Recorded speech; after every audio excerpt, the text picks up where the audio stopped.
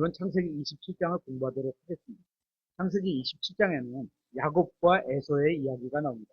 이 둘은 평생 서로 대적했습니다. 심지어 출생할 때부터 태어나면서부터 싸우며 태어나기도 했습니다. 창세기 25장 21절에 이렇게 있죠. 이삭이 자기 아내가 숙회하지 못함으로 그녀를 위해 주께 간구하며 주께서 그의 간구를 들으셨으므로 그의 아내 리브가가 숙회하였는데 아이들이 그녀의 태 속에서 함께 싸움으로 그녀가 이르되 그렇다면 왜 내게 이런 일이 생길까 하고 가서 주께 여쭈었더니 주께서 그녀에게 이르시되 이거 누구예요? 하나님께서 리브가에게만 얘기를 하시고요. 남편은 들었는지 안 들었는지 모릅니다. 그죠?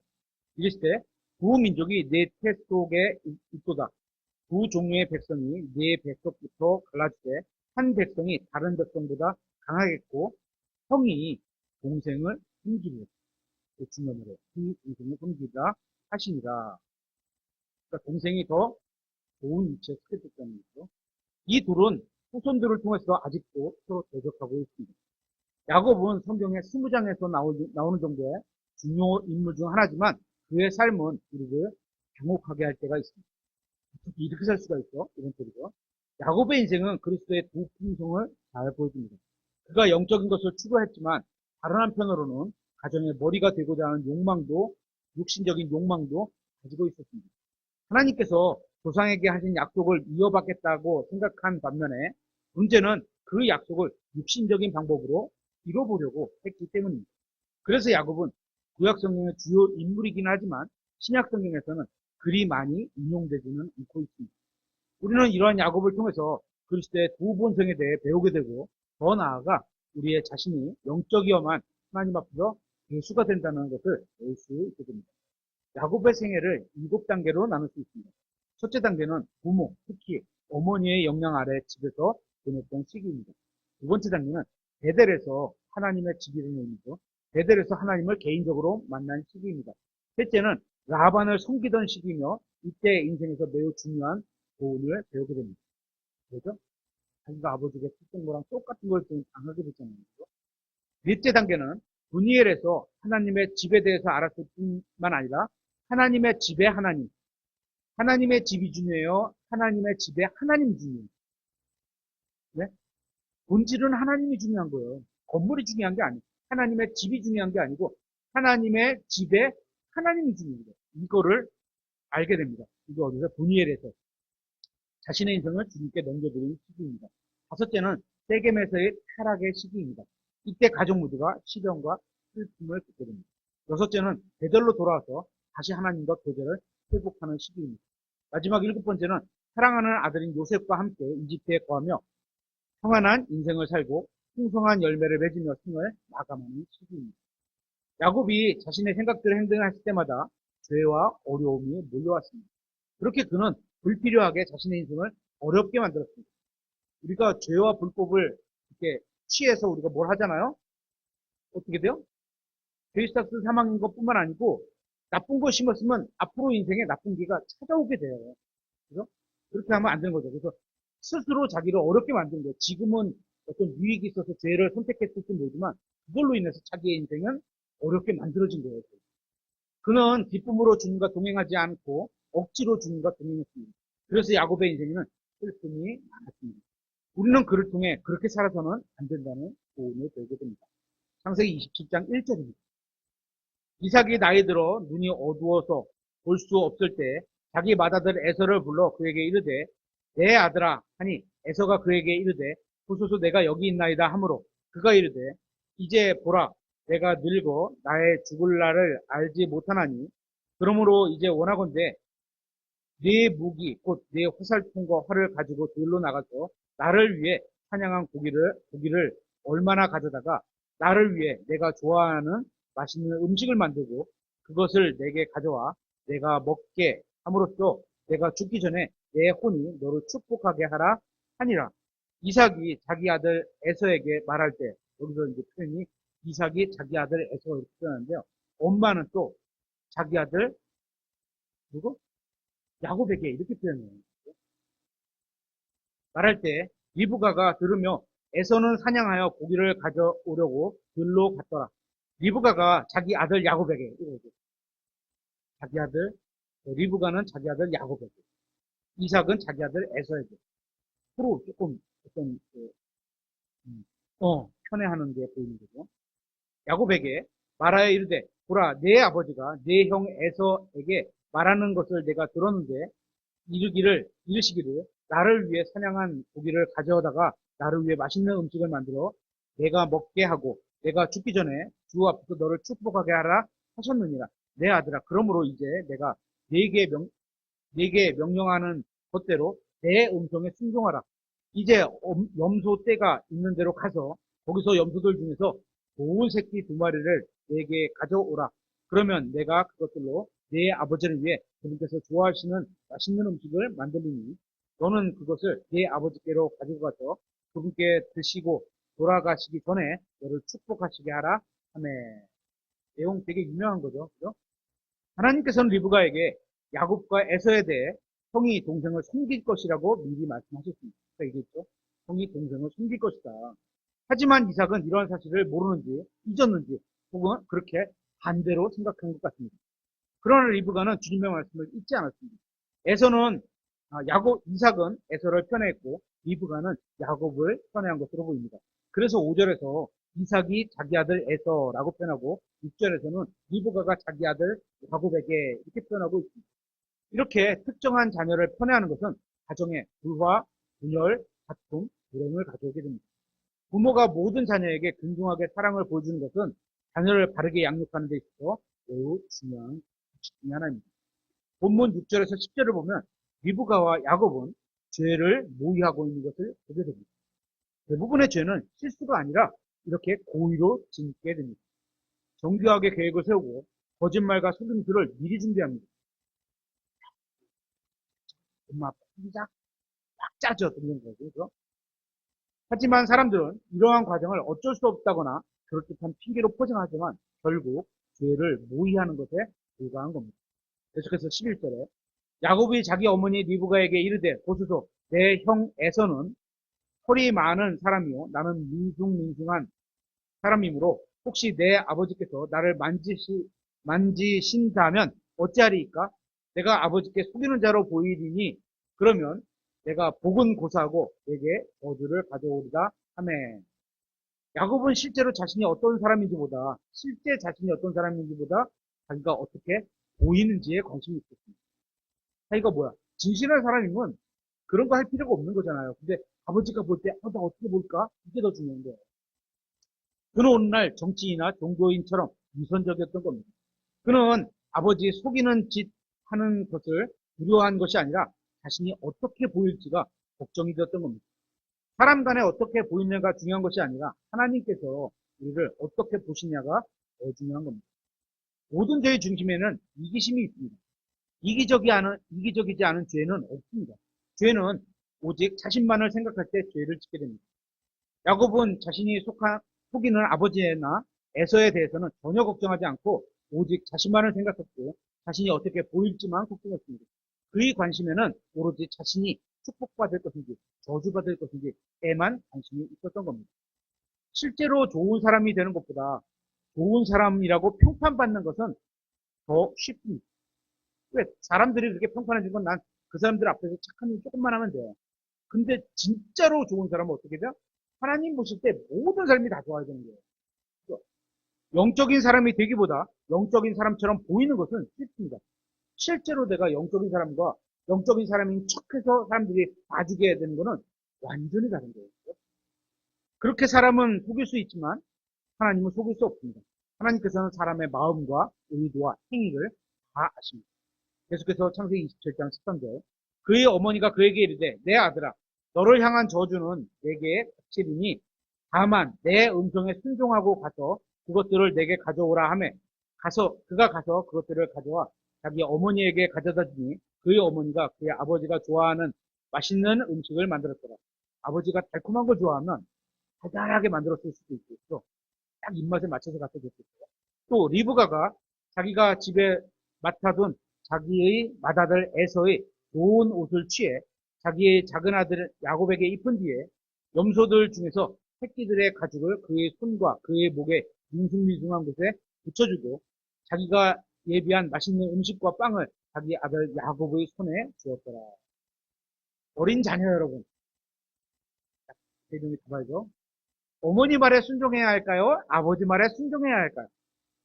누구의 말에 순종해야 될까요? 네? 둘 다요? 근데 말이 다르면 어떡하죠? 오늘 이런 문제가 생기는 거예요.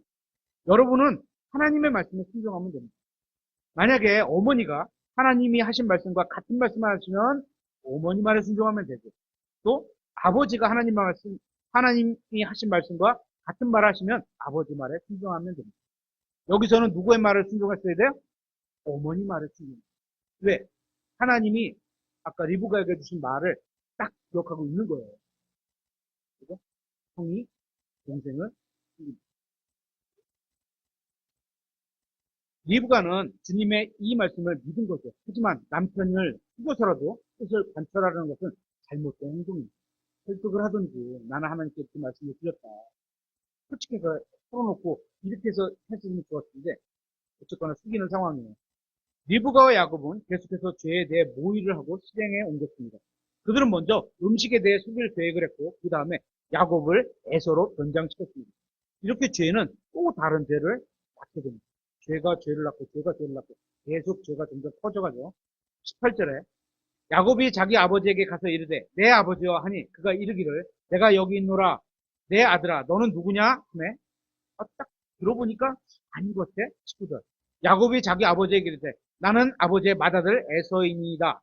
아버지께서 내게 명령하신 대로 내가 하였사오니 원하건대 일어나 앉으셔서 내가 사냥한 고기를 잡수시고 아버지의 혼이 나를 축복하시고 하므로 이제 야곱은 미리 계획한 죄를 실행에 옮깁니다. 그는 이삭에게 가서 자기가 에서라고 말했습니다. 그리고 계속해서 이어서 아버지께서 명령하신 대로 했다고 둘째 거짓말을 했습니다. 셋째 거짓말은 자신이 사냥한 고기라는 것이었습니다. 이 한 구절에서만 거짓말이 세 개가 들어가 있습니다. 네 개의 거짓말은 하나로 끝나지 않습니다. 첫째 거짓말을 들키지 않으려고 어떻게 또 다른 거짓말을 하십니다. 그리고 곧바로 두 번째 거짓말을 보완하기 위해서 세 번째 거짓말이 필요하게 될 겁니다. 그렇기 때문에 거짓말은 처음부터 아예 하지 않아야 합니다. 거짓말을 해야 할 상황이라면 아예 대답을 안 하는 게 좋습니다. 그죠? 그러면 최소한 거짓말은 안 하니까. 이 상황에서 야곱은 계속 거짓말을 하든지 아니면 거짓말을 고치고 하나님께 회개를 하든지 둘 중에 하나의 길을 선택해야만 했습니다. 하지만 안타깝게도 야곱은 축복을 받기 위해 계속 거짓말의 길을 가기로 결정합니다. 20절에 이삭이 자기 아들에게 이르기를 내 아들아 네가 어떻게 그것을 이같이 속히 찾았느냐 하니 그가 이르되 주 아버지의 하나님께서 그것을 내게 가져다 주셨나이다 하네. 여기서 네 번째 거짓말이 나오는데 앞에 거짓말보다 더 심해졌습니다. 뭐가 더 심해졌어요? 이제는 하나님까지 끌어들여서 거짓말합니다. 거짓말을 하는 것도 악하지만 하나님께 맹세한다든지 하나님을 들먹이면서 거짓말하는 것은 더욱 악한 겁니다. 자신의 사악함에 하나님을 끌어들여서는 안 됩니다. 21절에 이삭이 야곱에게 이르되 내 아들아 원하건대 가까이 오라.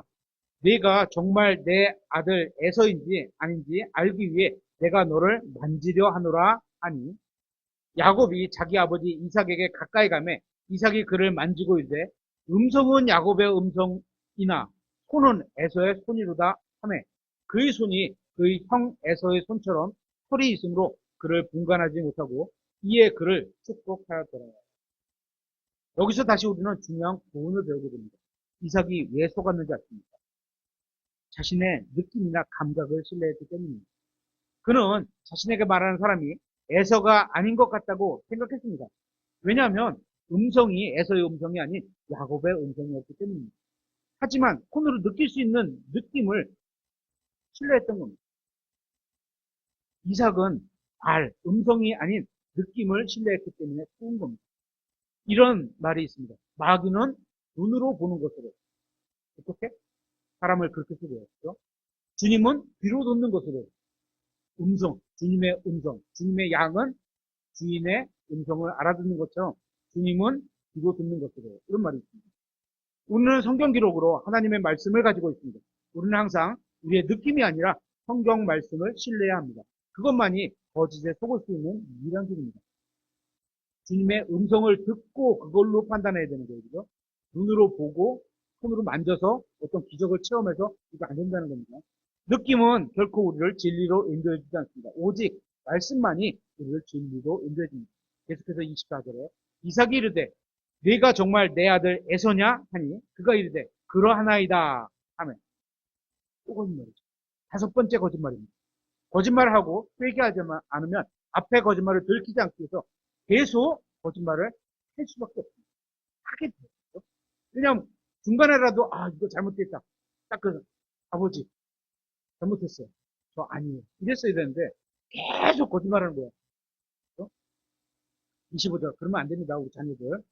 25절 이삭이 이르되 그것을 내게 가까이 가져오라. 내가 내 아들의 사냥한 고기를 먹고 내 혼이 너를 축복하리라 하니 야곱이 그것을 그에게 가까이 가져가매 이삭이 먹었고 야곱이 포도즙을 그에게 가져가니 이삭이 마셨더라. 그의 아버지 이삭이 그에게 이르되 내 아들아 이제 가까이 와서 내게 입을 맞추라 하매 야곱이 가까이 가서 그에게 입을 맞추니 이삭이 그의 옷 냄새를 맡고 그를 축복하여 이르되 이거예요. 또 감각, 후각, 그죠? 냄새 맡아보니까 첫째 아들이야. 이렇게 된 거예요. 축복하여 이르되 보라 내 아들의 냄새는 주께서 복을 주신 들의 냄새와 같도다. 그러므로 하나님께서 하늘의 이슬과 땅의 기름짐과 풍성한 곡식과 포도즙을 내게 주시기를 원하노라. 백성들이 너를 섬기고 민족들이 네게 절하리니 네가 네 형제들의 주가 되고 이렇게 되는 거예요. 그죠? 그래서 동생이 이 축복을 동생이 받아가게 되는 거예요. 주고 내 어머니의 아들이 내게 절할 것이니라. 너를 저주하는 자는 다 저주를 받고 너를 축복하는 자는 복을 받기를 원하노라 하니라. 여기서 이삭이 야곱을 축복한 내용은 하나님께서 아브라함에게 주신 언약의 내용과 일치합니다. 주께서 아브라함에게 주신 복이 이삭을 거쳐서 야곱에게로 이어진 것입니다. 주님께서 아브라함과 이삭과 야곱에게 하신 언약에 따르면 팔레스타인 땅의 합법적인 주인은 이스라엘 민족입니다. 맞죠? 누군가는 야곱이 거짓말로 약속을 훔쳤다고 주장하기도 합니다. 그렇더라도 하나님께서 하신 약속은 바뀌지가 않습니다. 우리 사람의 어떤 것 때문에 하나님이 약속하신 게 아니기 때문인 거죠. 로마서 11장 29절에 이렇게 되어 있습니다. 이는 하나님의 선물들과 부르시면은 뜻을 돌이키는 일이 없기 때문입니다. 하나님께서 세우신 뜻은 돌이키지 않는다는 거죠. 한 번 야곱의 땅으로 선포되면 영원히 야곱의 땅인 겁니다. 이 세상에서는 뿌린 대로 거둔다는 것이 하나님의 법칙입니다. 하지만 이러한 법칙이 하나님의 약속과 언약을 무효시킬 수는 없습니다. 법도 상위법이 있고 하위법이 있어요. 그래서 하위법을 갖고 상위법을 물을 수가 없어요. 그렇죠? 야곱은 하나님의 말씀대로 복을 받았지만 자신이 한 짓에 대해서는 어떻게 해요? 마땅히 대가를 치러야 했습니다. 이 땅에서 그렇게 대가를 치르게 되죠. 도망다니고 형과 싸우게 되고 이렇게 됩니다. 그래서 지금도 이 세상에는 이스라엘 사람이라고 하면 정직한 사람이라기보다는 속임수에 능한 사람으로 떠올리게 됩니다. 야곱은 속이는 자였어요. 계속해서 30절. 이삭이 야곱을 축복하기를 마친 뒤 야곱이 그의 아버지 이삭의 얼굴에서 나가자 곧바로 그의 형 에서가 사냥을 마치고 돌아오니라. 에서도 맛있는 음식을 만들어 그것을 자기 아버지께 가지고 가서 자기 아버지에게 이르되 내 아버지여 일어나사 아버지의 아들이 사냥한 고기를 잡수시고 아버지의 혼이 나를 축복하소서 하니 그의 아버지 이삭이 그에게 이르되 너는 누구냐 하매 그가 이르되 나는 아버지의 아들 곧 아버지의 맏아들 에서니이다 하므로 이삭이 몹시 심하게 떨며 이르되 누구라고? 사냥한 고기를 취해 내게 가져온 자가 어디 있느냐? 내가 오기 전에 내가 다 먹고 그를 축복하였으니 참으로 그가 복을 받을 것이니라 하니라.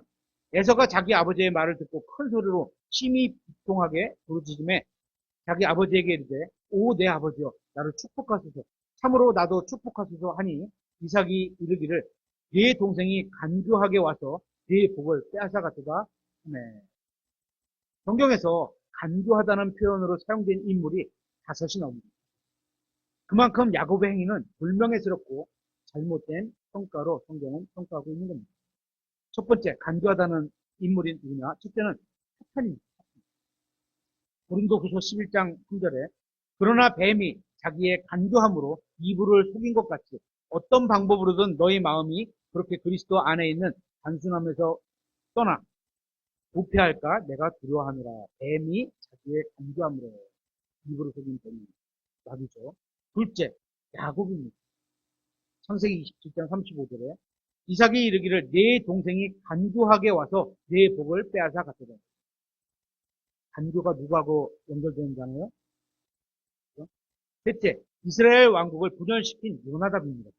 사무엘하 13장 3절에 한편 암논에게 요나답이라는 이름을 가진 친구가 있었는데 요나답은 다윗의 형 시므아의 아들이며 심히 간교한 사람이더라. 넷째, 예수님을 대적하여 시험했던 종교 지도자들입니다. 누가복음 20장 23절에 그분께서 그들의 간교함을 아시고 그들에게 이르시되 너희가 어찌하여 나를 시험하느냐? 다섯 번째는 사도 바울을 대적했던 마법사 바예스라는 사람, 엘루마라는 이름을 갖고 있죠. 입니다. 사도행전 13장 10절에 이르되 오 모든 간교와 모든 악독이 가득한 마귀의 자식아. 얼마나 굉장히 강력한 표현이에요. 그죠? 모든 의의 원수야. 내가 주의 옳은 길을 굽게 하는 것을 그치지 아니하겠느냐?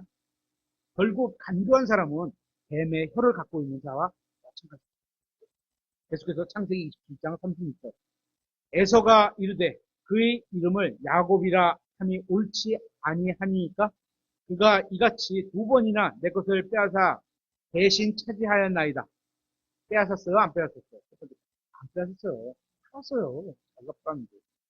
그가 나의 장자권을 빼앗더니 보소서 이제는 내 복을 빼앗았나이다 하고 또 이르되 아버지께서 나를 위해 빌 복을 남기지 아니하셨나이까 하니라.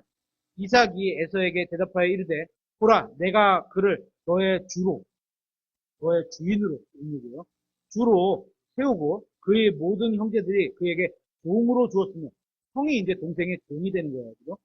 곡식과 포도즙으로 그를 떠받쳐 주었으니 내 아들아 이제 내가 네게 무엇을 할 수 있으랴 하매 에서가 자기 아버지에게 이르되 내 아버지여 아버지의 축복의 말이 하나뿐이일까? 오 내 아버지여 나를 축복하소서 참으로 나도 축복하소서 하고 소리 높여 우니 그의 아버지 이삭이 그에게 대답하여 이르되 보라 네가 거할 곳은 땅에 기름진 곳과 위로부터 내리는 하늘 이슬에 기름진 곳이 되리라. 너는 칼을 의지하여 살고 네 동생을 섬길 것이며 네가 통치권을 갖게 될 때에야 비로소 네 목에서 그의 멍에를 끊어 버리자 하였더라. 에서는 눈물로 호소했지만 결국 장자에게 주는 축복은 받게 됐습니다. 이 장면은 히브리서에서 이렇게 표현하고 있습니다. 히브리서 12장 16절에 또 음행하는 자나 혹은 먹을 것 한 조각을 위해 자기 장자권을 판 에서와 같이 속된 자가 있지 않게 하라. 속된 자. 너희가 아는 바와 같이 그 뒤에 그가 복을 상속받으려 하였을 때 거절당했으니 그가 눈물을 흘리며 간절히 뜻을 돌리기를 구하였으나 뜻을 돌릴 곳을 찾지 못하였느니라. 신약 성경에서는 에서를 이렇게 표현하고 있습니다. 다시 창세기 27장으로 와서 41절 자기 아버지가 야곱을 축복할 때 말한 그 축복의 말로 인해 에서가 그를 미워하여 마음속으로 이르기를 내 아버지로 인해 애곡할 날들이 가까우니 돌아가실 때가 다 됐다는 얘기죠. 애국할 날이 가까우니 그때 내가 내 동생 야곱을 죽이리라 하므로 어떤 이가 리브가의 맏아들 에서의 이 말을 그녀에게 고하매 그녀가 사람을 보내어 자기 작은 아들 야곱을 부르고 그에게 이르되 보라 너에 관하여는 내 형 에서가 너를 죽이려고 작정함으로써 스스로 위안을 얻고자 하나니 내 아들아 그러므로 이제 너는 내 음성에 순종하고 일어나 하란에 있는 내 오라버니 라반에게로 도망하여 내 형의 분노가 떠날 때까지 몇 날 동안 그와 함께 거하라. 내 형의 분노가 너를 떠나고 네가 그에게 행한 것을 그가 잊어버리거든 그때 내가 사람을 보내어 너를 거기서 데려오리라. 어찌하여 내가 한 날에 또한 너희 둘을 다 잃으랴 하고 리브가가 이삭에게 이르되 내가 햇의 딸들로 인해 살기에 지쳤는데 야곱이 만일 이 땅의 딸들인 이 여자들 곧 햇의 딸들 중에서 아내를 취하면 내 삶이 내게 무슨 이익을 주겠나이까 하였더라. 리브가가 야곱을 라반에게 보낸 후에 어떻게 됐어요? 다시는 아들 야곱을 보지 못했어요. 아버지와 형을 속였던 야곱은 이후에 삼촌 라반에게 급여와 아내에 관해서 속고 가장 사랑하는 아들인 요셉에 관해서는 아들들에게 속게 됩니다. 그래서 뭐 어떻게 해요? 우리가 속인 대로 이게 잘못된 거라 하나님께서 경험치를 넣어주신 건 삶이죠. 그 잘못된 거. 나중에 그런 경험을 할 때 어떻게 해요? 회개해야 되겠죠. 잘못된 거. 그는 자신의 아버지를 속이는 방법과 같은 방법으로 아들들에게 속았습니다. 그는 진정으로 뿌린 대로 거두는 인생을 살았던 겁니다. 거짓말을 뿌린 그는 인생 내내 거짓말을 거둬들였습니다. 누구도 속일 수 없는 하나님께서는 그가 뿌린 대로 거두게 하셨던 겁니다. 하나님께서는 사람이 행한 대로 갚으신다는 말씀을 성경에 계속해서 반복하고 있습니다. 잠언서 13장 21절에 죄악은 죄인들의 뒤를 따르지만 의로운 자들은 좋은 것으로 보답을 받을 거야. 어떻게? 죄인들은 죄를 진 거잖아요. 의인은 옳은 일을 한 거고 그거에 대한 결과를 받게 된다 이런 거죠. 오바댜서 1장 15절에도 주의 날이 모든 이교도들 위에 가까이 왔도다. 네가 행한 대로 네게 이루어지리니 너에 대한 보응이 네 머리로 돌아갈다. 그래서 우리는 말씀에 따라 선한 일을 해야 하는 겁니다. 언제? 지금. 그죠? 그래야지 내일 좋은 열매, 선한 열매가 맺힌 거예요. 그러면 하나님께서는 우리의 행위에 복을 보여주실 겁니다. 다른 사람이 어떠하는지는 신경 쓰지 말고, 쟤는 저렇게 사는데 왜 나는 그래야 돼요? 이러지 말고, 그는 그예요. 하나님 앞에서 그가 살아가는 거 신문대로 거둘 거고, 보상을 받건, 뭐 평가를 받건 그럴 거고, 나는 나에게 주신 말씀을 내가 믿음으로 살아가면 되는 거예요. 우리 자신은 주님의 말씀에 따라 걸어야 합니다. 그러면 하나님께서 넘치는 보상을 주실 겁니다. 그러므로 우리가 오늘 어떻게 사는지는 내일, 1년 후, 영원한 삶에 무엇을 거둘지가 관계가 있는 겁니다. 우리는 무엇이든지 우리가 뿌린 대로 거두게 될 겁니다. 썩는 것을 위해 일하지 마시고 영원한 것을 위해 하시기에 바랍니다.